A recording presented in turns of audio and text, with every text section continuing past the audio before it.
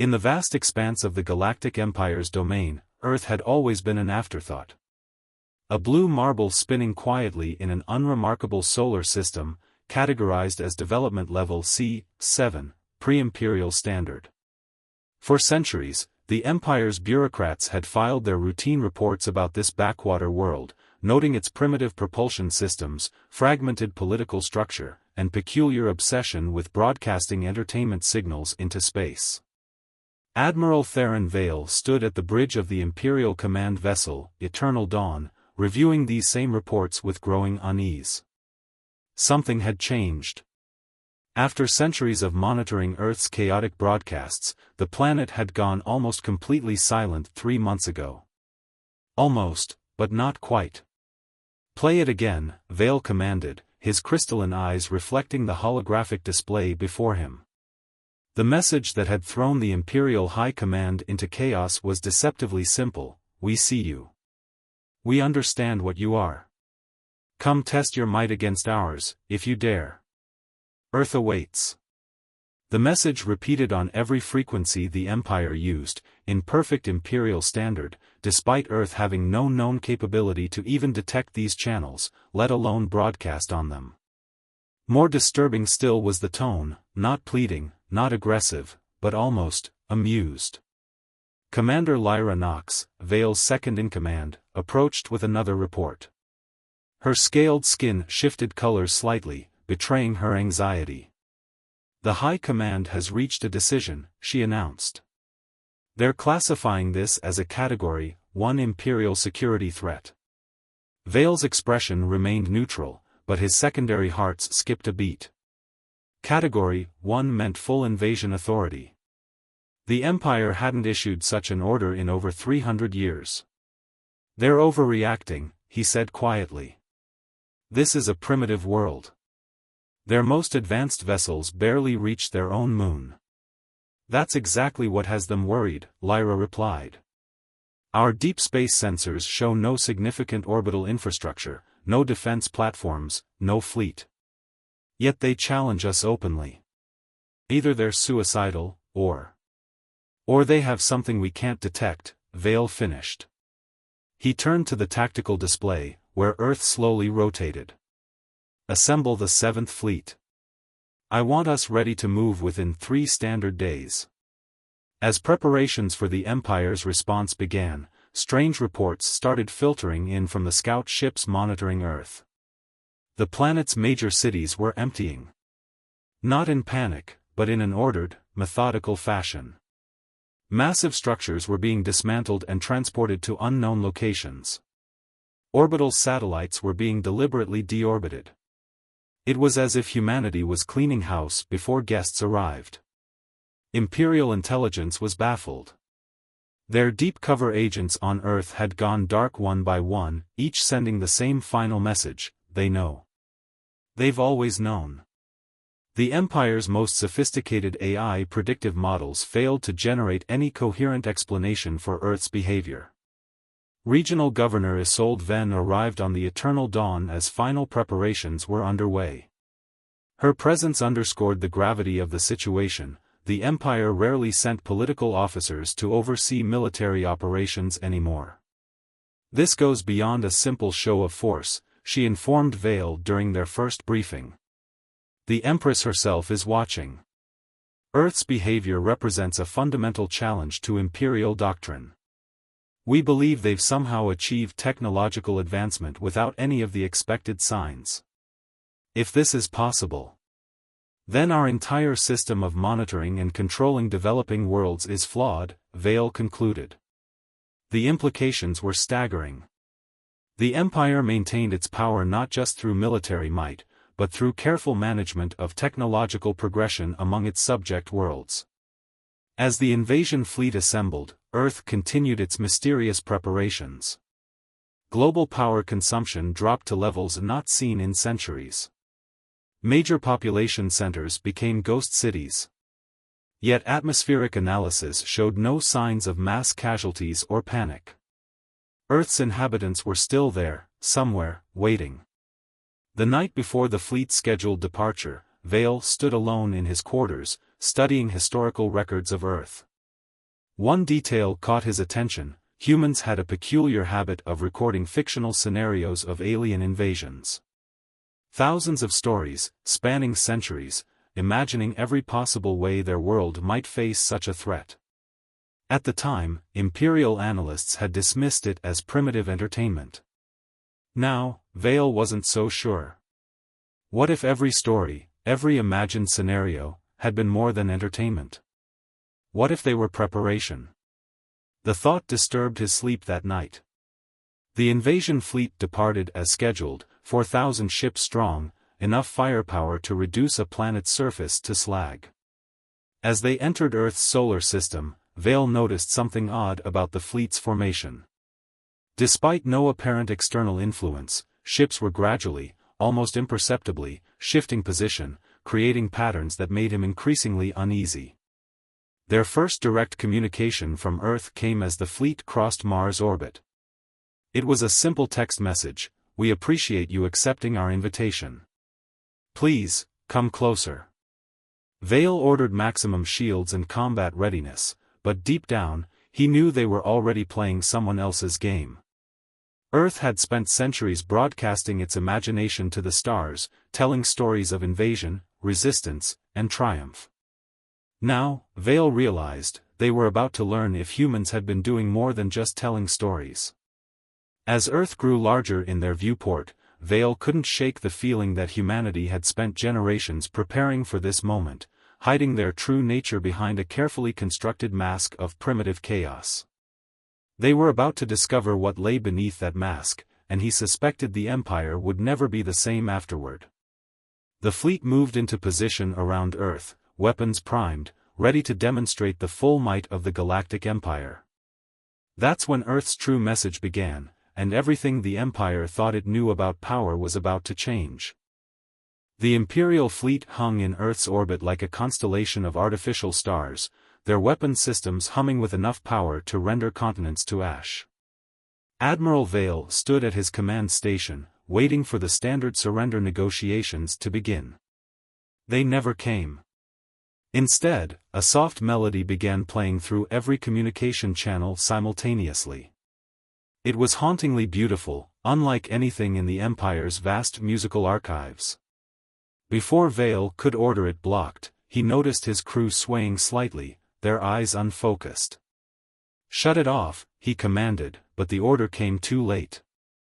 The melody wasn't just music, it carried something else, something that bypassed their neural shields as if they didn't exist.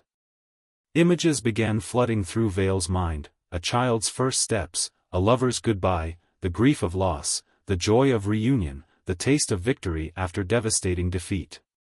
Across the fleet, crews experienced the same phenomenon. They weren't just seeing human memories, they were living them, feeling every emotion, every triumph, every failure. The Empire had always dismissed human emotions as primitive and inefficient. Now they were discovering why that had been a massive miscalculation. The first ship to fall was the heavy cruiser, Imperial Dawn. Its crew, overwhelmed by the shared experience of human consciousness, simply stopped. Their minds, used to the Empire's rigid order, couldn't process the chaotic beauty of human existence. Systems switched to automated control, but even the AIs seemed affected, their quantum processors struggling to integrate the flood of human experiences.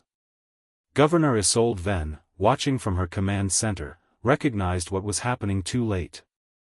"It's not an attack," she whispered. "It's an education." The humans weren't trying to destroy the fleet, they were making them understand. Every story humans had ever told, every piece of art they'd created, every moment of their history, was being shared simultaneously. It was an invasion not of Earth, but of the Imperial consciousness. Vale watched in horror as ship after ship fell silent, their crews lost in the vast ocean of human experience. He tried to order a retreat, but found himself frozen, captivated by a memory that wasn't his own, a human standing on a beach, watching a sunset, feeling simultaneously insignificant and infinite. The Empire had always believed that their technological superiority made them invincible. They never considered that consciousness itself could be a weapon. Humanity had spent millennia perfecting something far more powerful than any imperial technology, the ability to feel, to imagine, to share experiences across minds and generations. As the fleet hung helpless in orbit, Earth's cities began to transform. The empty structures that had puzzled imperial intelligence suddenly came alive, reshaping themselves into impossible geometries. The planet's surface rippled like liquid, revealing vast networks of technology that had been hidden in plain sight. They were never primitive, Lyra Knox realized, her scales shifting to a deep blue of understanding. They just chose a different path of advancement. While we built outward, they built inward. The truth became clear: humans hadn't developed technology in the way the Empire recognized it. Instead, they had learned to manipulate consciousness itself, to share experiences across minds, to turn their collective imagination into reality. Their cities weren't abandoned, they had evolved beyond the need for physical structures, becoming living networks of shared consciousness. A new message reached the fleet, this time in the form of pure thought. For centuries, you watched us tell stories about alien invasions. Did you never wonder why we spent so much time imagining these scenarios? Every book, every film, every tale was preparation, not for war, but for this moment of sharing. We knew you were watching, and we wanted you to understand. Vale, fighting through the flood of human experiences, managed to activate his emergency beacon. The signal that reached Imperial High Command was garbled but clear enough: Earth is not a primitive world. They are not our subjects. They are our teachers. The Empire had arrived expecting to find a civilization to conquer. Instead, they found one that had transcended traditional notions of power and technology. Humanity had turned their greatest perceived weakness, their chaotic emotions and endless storytelling, into an unstoppable force. As the first day of the invasion ended, not a single shot had been fired. Yet the Empire had suffered its greatest defeat in 10,000 years. Their mighty fleet remained in orbit, its crews forever changed by their encounter with the true power of human consciousness. Governor Venn, in her final transmission before surrendering to the flood of human experience, managed to capture the essence of their failure: we thought we were gods among primitives. We never considered that they might have become something else entirely, something beyond our comprehension of advancement. The stars watched silently as humanity's first galactic victory was achieved not through violence or technology, but through the simple act of sharing what it meant to be human. The Empire's invasion fleet would eventually return home, but they would carry with them something far more powerful than conquest: they carried understanding. And Earth, having revealed just a fraction of its true nature, continued its patient wait. They had shown the galaxy a glimpse of humanity's potential. Now it was time to see what the Empire would do with that knowledge. The real revolution was just beginning. News of Earth's unprecedented defense spread through the galaxy like a quantum shockwave.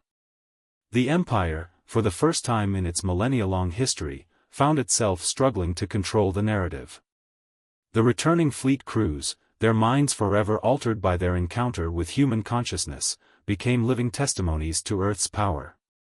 In the grand halls of the Imperial Palace on Centaurus Prime, the Empress Dorine stood before the High Council, her crystalline crown reflecting the light of 3 suns. "What do we truly know about them now?" she asked, her voice carrying the weight of an empire teetering on the edge of transformation.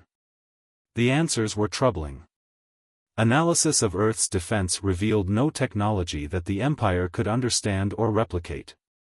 The humans had somehow developed a civilization that operated on principles that defied imperial science. They had turned consciousness itself into both their shield and sword. Underground movements began emerging across imperial space. They called themselves the Awakened, claiming to have experienced visions of Earth's shared consciousness.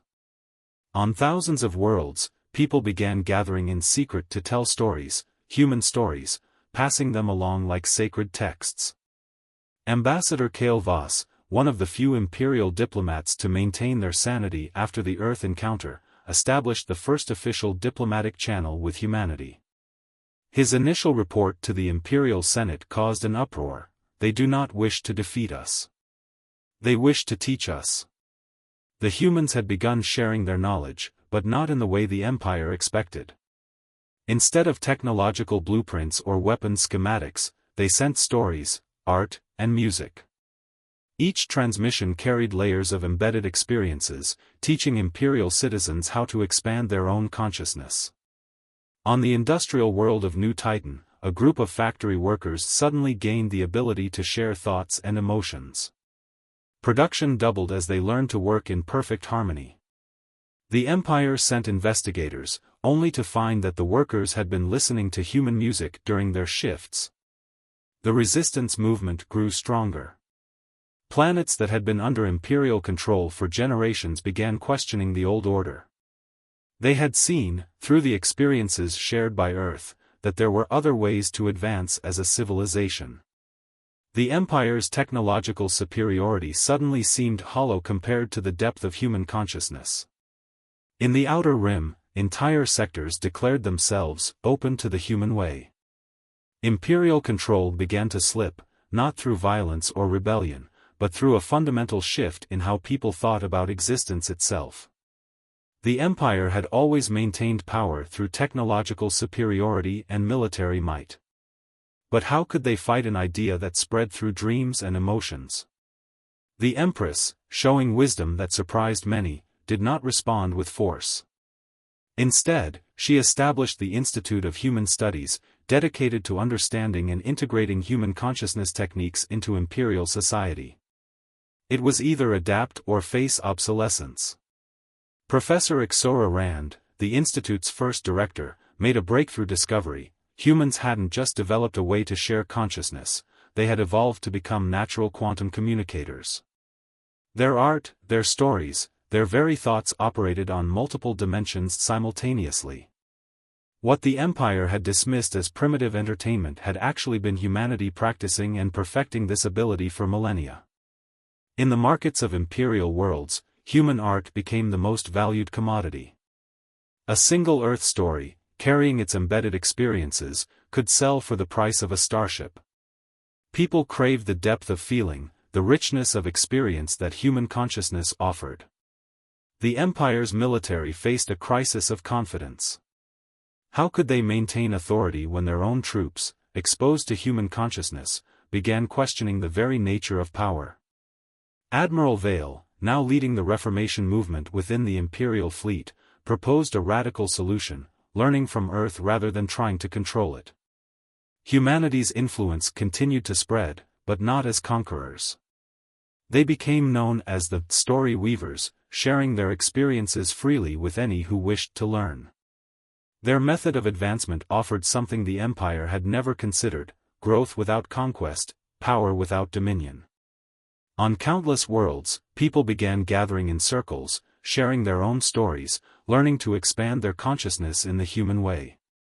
The Empire couldn't stop it. How do you arrest a thought, imprison a shared dream, or silence a consciousness that spans the stars? As the third standard year after the failed invasion drew to a close, the galaxy had changed irrevocably. The Empire still stood, but its foundations had shifted. Power no longer flowed solely from the barrel of a plasma cannon or the might of a battle fleet. It flowed through stories, through shared experiences, through the connections between conscious minds. Earth, meanwhile, continued its patient observation of the galactic transformation it had initiated. They had shown the galaxy a different path, not through force, but through understanding.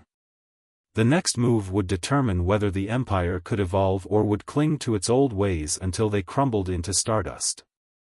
The Imperial Palace on Centaurus Prime, once a monument to technological supremacy, had changed. Gardens grew where weapon displays once stood, and meditation chambers replaced security checkpoints. 5 years after Earth's revelation to the galaxy, the Empire was experiencing its own metamorphosis. Empress Darini, in an unprecedented move, had begun hosting consciousness councils, gatherings where representatives from across the galaxy shared experiences in the human way. The once rigid imperial hierarchy was giving way to something more organic, more connected. "We were wrong about power," she admitted during one such council, her thoughts resonating directly with the assembled delegates. "We built an empire of machines and protocols, believing they made us strong. Earth showed us that true strength lies in connection."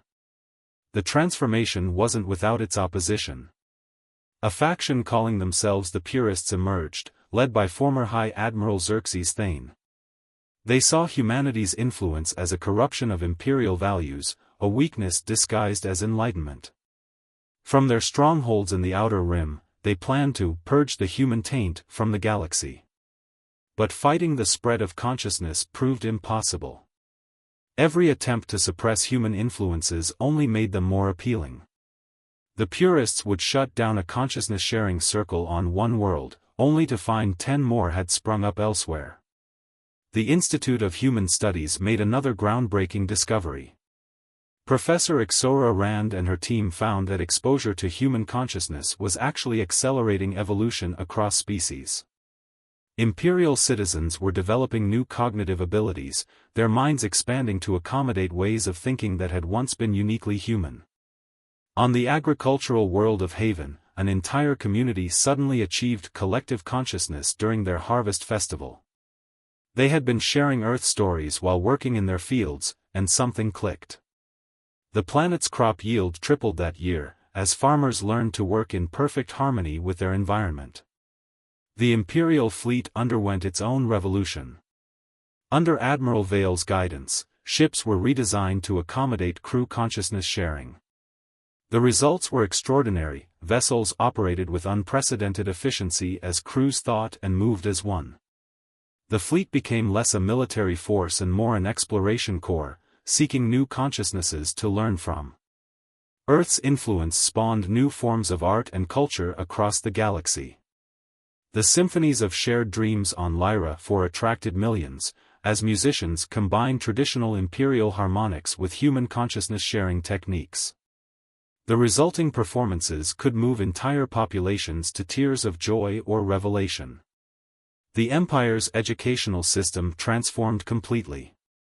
The old method of rigid information transfer gave way to experience sharing and consciousness development. Young imperial citizens learned not just facts and figures, but how to expand their minds, how to connect with others across the vast distances of space. In the diplomatic sphere, conflicts that had festered for centuries began to resolve themselves. It was hard to maintain hatred for an enemy once you had shared their consciousness, felt their fears, and understood their dreams. The Empire's role shifted from enforcer to mediator, helping different species understand each other at the deepest level. Trade routes reorganized around new priorities. Planets that produced art, music, and stories became as valuable as those that mined precious metals. The economy of consciousness emerged, where shared experiences were the most precious currency. The Purists made their final stand in the Battle of Shadow's Edge. They had assembled a fleet of old-style Imperial warships, intent on cleansing a sector that had fully embraced human consciousness. What they found instead was a defense they couldn't comprehend, billions of connected minds working in harmony, turning the very fabric of space against them. Not a single shot was fired in the battle. The Purist fleet simply stood down, their crews overwhelmed by a wave of shared consciousness that showed them the futility of their fear. Many later joined the consciousness movement themselves, their resistance transformed into understanding. As the 5th year drew to a close, the galaxy had become unrecognizable to anyone from the pre-Earth contact era. The Empire still existed, but as a framework for cooperation rather than control. Consciousness sharing had become as natural as breathing for most species, and the boundaries between civilizations had grown increasingly fluid. Earth watched these changes with satisfaction but remained somewhat distant, sharing their knowledge freely but never imposing it. They had become something of a galactic mystery school, a place where those ready for deeper understanding could go to learn, but only when they were truly prepared. The Empire's transformation served as proof of humanity's most profound lesson: true power lay not in domination, but in connection. As consciousness spread across the stars, old questions about the nature of civilization itself began to arise. The galaxy was entering a new age, and no one could predict where this evolution would lead. A decade after Earth's first contact with the Empire, the galaxy gathered for an unprecedented event. The Empress had called for a grand council on Centaurus Prime, but this was unlike any imperial gathering in history. Representatives from every known civilization would attend not in person, but through shared consciousness. The grand amphitheater of minds, as it came to be known, hummed with the thoughts of trillions. For the first time, Earth's representatives had agreed to attend openly. Their presence in the shared consciousness space was distinctive, not dominating, but deep as oceans, complex as ecosystems, rich with millennia of experience. First speaker Raina Winters, Earth's chosen representative, addressed the galaxy not with words but with a tapestry of sensations and memories. She showed them Earth's long journey, not just their technological advancement, but their spiritual and consciousness evolution. The truth was finally revealed: humanity had discovered the connection between consciousness and reality manipulation thousands of years ago. We didn't build better machines, her thoughts echoed through the collective consciousness. We became better beings. Every story we told, every piece of art we created, was part of our evolution. We weren't broadcasting entertainment into space, we were sharing our transformation, hoping others would understand. The revelation stunned even those who thought they understood Earth's power. Humanity hadn't just developed a way to share consciousness, they had evolved into beings who could reshape reality through collective will. Their cities hadn't been abandoned during the imperial invasion, they had been transformed into pure thought matter, existing simultaneously in multiple dimensions. The Empress, her consciousness now evolved enough to truly comprehend, shared her own revelation. The Empire was built on the assumption that advancement meant domination over matter. Earth showed us that true advancement means understanding there is no separation between consciousness and reality. From the outer rim came reports of spontaneous transformations. Entire systems were evolving beyond physical form, their populations following the path Earth had pioneered. The galaxy was undergoing a metamorphosis that no one could have predicted. Professor Rand, now ancient but still brilliant, shared her final research. Humanity's gift to the galaxy wasn't just consciousness sharing, but the key to transcending the boundaries between mind and matter. Every human story, song, and artwork contained pieces of this truth, waiting for others to be ready to understand. The purists, once enemies of human influence, had become its most dedicated students. Their leader, former Admiral Thane, now led the Institute for Evolutionary Consciousness, helping others navigate the transition from physical to consciousness-based existence. Earth finally revealed their ultimate purpose. They had waited, watching the Empire grow, knowing that eventually, the galaxy would be ready for the next step in evolution. Their seeming primitive state had been a chrysalis, concealing their true nature until the moment was right. The gathering reached its crescendo as humanity shared their final gift, the complete understanding of consciousness reality manipulation. The knowledge flowed through the collective consciousness of the galaxy, transforming as it went, adapting to each species' unique nature. Cities across the galaxy began to shift, becoming more fluid, more responsive to consciousness. The boundary between thought and reality blurred. What the Empire had called technology became indistinguishable from what they had once dismissed as magic or spirituality. The Empire, as it had been known, ceased to exist, not through destruction, but through transcendence. In its place arose something new, a galaxy-wide consciousness network, where physical and mental realms intertwined, where stories became reality and reality became story. Earth's message, finally understood in its entirety, was both simple and profound: consciousness itself was the ultimate frontier. The power to shape reality wasn't about control or dominance, it was about understanding the fundamental connection between mind and matter. As the Grand Council concluded, a new era dawned. The galaxy had learned humanity's greatest lesson: the most powerful force in the universe wasn't the ability to destroy or control, but the ability to imagine, to create, to transform through collective consciousness.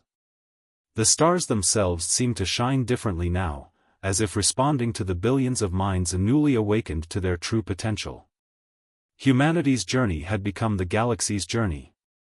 The story they had been telling all along, through their art, their literature, their songs, had finally been heard and understood. In the end, Earth's greatest victory wasn't over the Empire, it was showing the galaxy how to transcend the very concepts of victory and defeat. They had guided the galaxy not to a new form of power, but to a new way of being. And in the vast consciousness network that now spanned the stars, countless beings shared their own stories, each one adding to the ever-evolving tapestry of existence. The age of separation was over. The age of unified consciousness had begun.